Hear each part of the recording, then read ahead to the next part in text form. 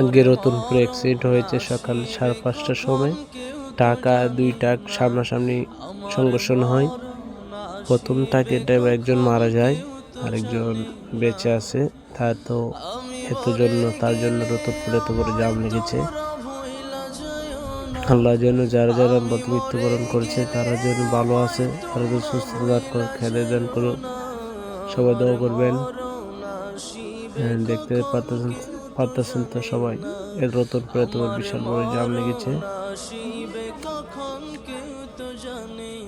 Police আইছে, পুলিশে দেখা যাক কি করে।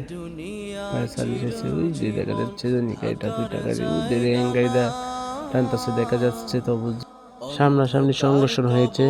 ঢাকা সিলেট থেকে আসা একটা গাড়ি আর সিলেট থেকে একটা আসা গাড়ি, ঢাকার যাওয়া উদ্দেশ্য গাড়ি মধ্যে সংঘর্ষ হয়। আপনারা দ্বিতীয় টাকি ড্রাইভারটা পালিয়ে যায়, আর মধ্যে টাকিটা দেখতেছেন, এতে আপনারা টাকি ড্রাইভারটা আটকে আছে। আল্লাহ যেন ওরা সুস্থ দান করে, আল্লাহ দান করুক। এই দেখেন বালুর গাড়ি নিয়ে মনে পোল্ট্রি মারছে সম্ভবত কোনো কারণে, যেদিক হয় চোখে ঘুম নিয়ে গাড়িটা অ্যাক্সিডেন্ট হয়েছে, আর কিছু না। আল্লাহ যেন সবাইকে দান করুক, আমিন।